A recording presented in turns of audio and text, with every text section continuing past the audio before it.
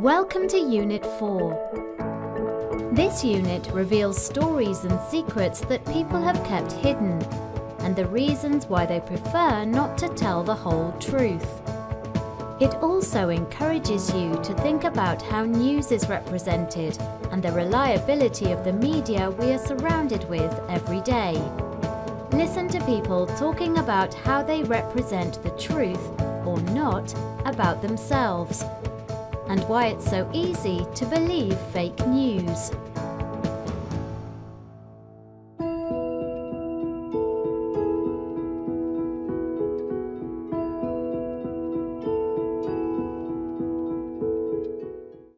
I think that we are kind of conditioned to believe that things in print are true.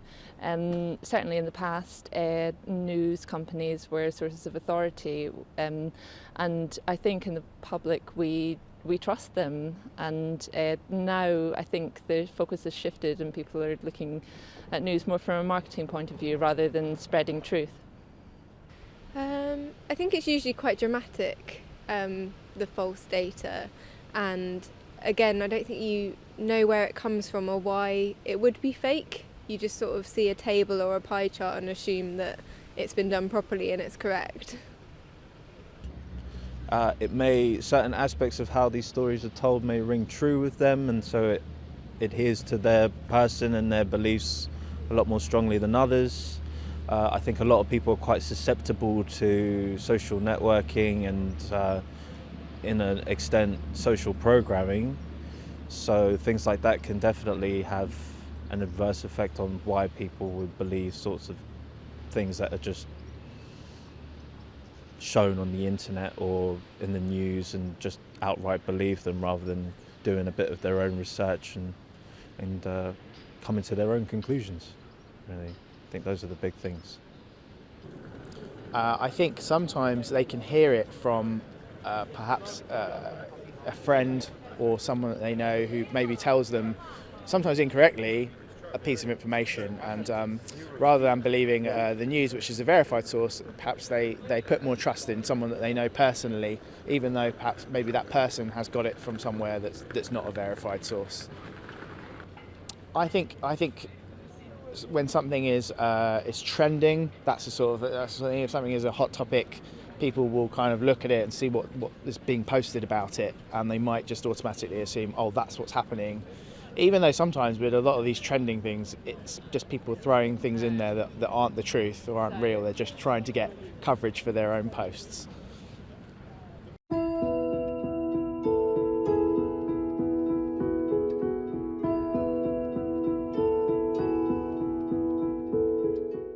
I haven't been in a serious situation where I've told a lie because I'm not a good liar.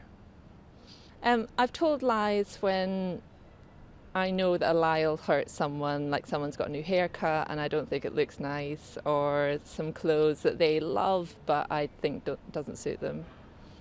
Yeah, I've been in situations where I've not told the truth.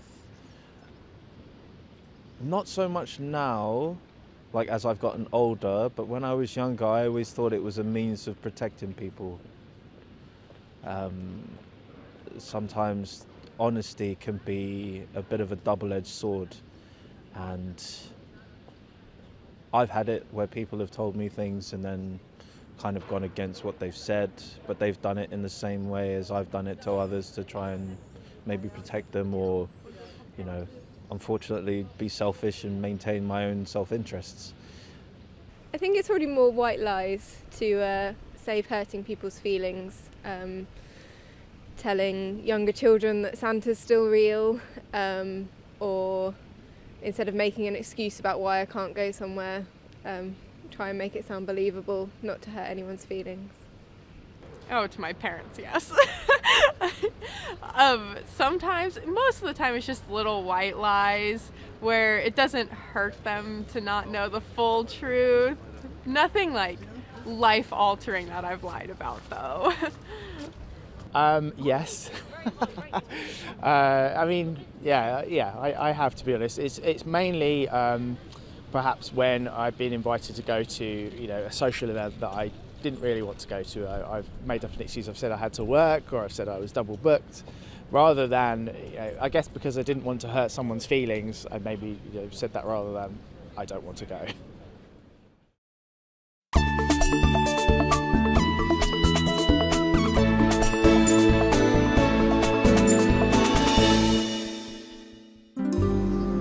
It seems these days we can't escape fake news. We all know that our social media feeds are full of news articles and stories that are biased, exaggerated, or just plain fabricated. So how come so many of us continue to consume and share content without questioning its credibility? These stories may start on Facebook or Twitter, but once we share them, they eventually work their way into articles in the mainstream media. And these articles are then shared again on social media. And so the endless cycle continues. Is there a way that this flood of fake news can be stopped?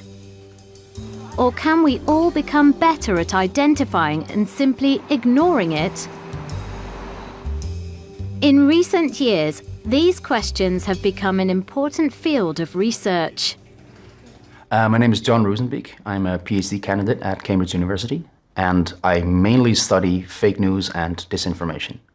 Fake news is a difficult term because everyone is using it, and it's used in a lot of different contexts and by a lot of different people with a lot of different agendas and ideas and political convictions and so on. And it doesn't mean the same thing when two different people say it. So that is why I myself prefer the term disinformation, which is much more clear. Misinformation is information that is false, and that includes simple human error. If I make a mistake and I say something that is incorrect, and I publish it somewhere online, that is what I would call misinformation. Disinformation includes the intent to deceive. So I must actually want to give you wrong information for it to be disinformation. So are there things that can be done to stop the flow of disinformation? John believes that there are 4 possible solutions. The first is legislation. So trying to write laws that regulate the flow of information in such a way that fake news becomes less prevalent. The downside of this is, of course, that you run into issues of freedom of the press very quickly. Freedom of the press is the principle that government shouldn't interfere with or censor the media. The second one is algorithmic fixes. All social media sites use algorithms to choose the information they present to their users. This is the programming code that decides what content to show you based on what you like and share.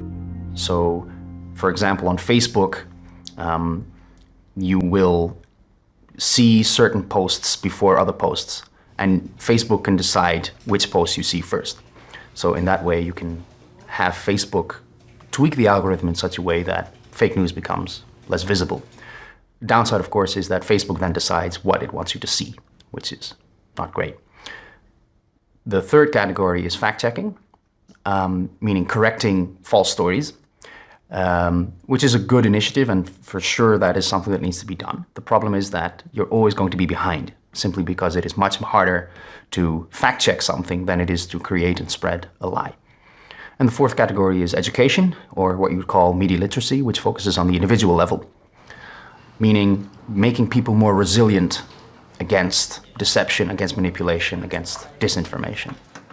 The upside is that this has a potential of being very effective, and you don't run into issues of freedom of the press. The downside is that it's very expensive and that it's difficult to implement in many countries.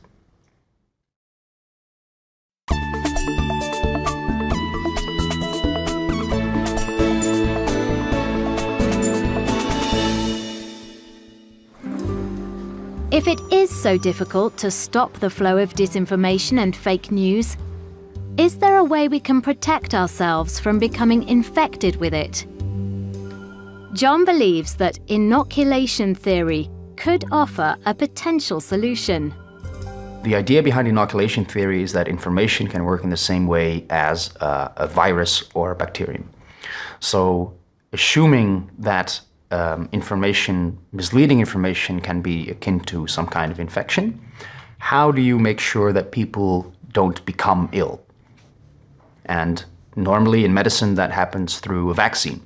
So a vaccine is a weakened version of a certain virus or a certain bacterium that is introduced into the body, and it doesn't have the power to kill you or hurt you or make you ill, but it does make sure that the body creates antibodies against that virus, so that the next time that the virus actually enters your body, the real version of it, you already have the antibodies and you don't become ill. And inoculation theory says information can work the same way. So you can develop resistance against misleading arguments by preemptively, before the manipulation attempt occurs, thinking about the ways in which you might be deceived. And what's a simple way to vaccinate people? Get them to play a fun game. A game where they have to create disinformation.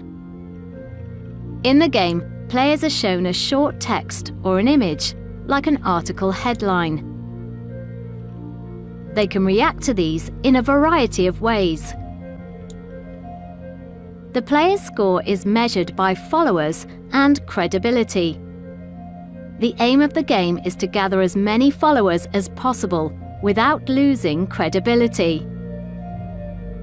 But the important thing is that if a player acts like a producer of disinformation, they will gain followers and credibility. But if they lie too obviously, they will lose credibility. And if they act like a good journalist reporting just the facts, they will lose followers. So the player has to learn to use all the tricks of effective producers of disinformation to succeed in the game. So it's this active component is very important. So it's not just that someone tells you, this is how you might be deceived, this is what fake news looks like. Instead, you create it yourself. You think about it yourself, how you can use these strategies to, forward your own interests in the game, which is a much more resilient approach to training how to recognize these things than just me telling you something. John's hope is that by the end of the game, the player will have received a small dose of the fake news disease, and they will be starting to build up antibodies. So the next time they are online, they will recognize the disinformation strategies being used on them and think before they share. So why not play the game and vaccinate yourself today?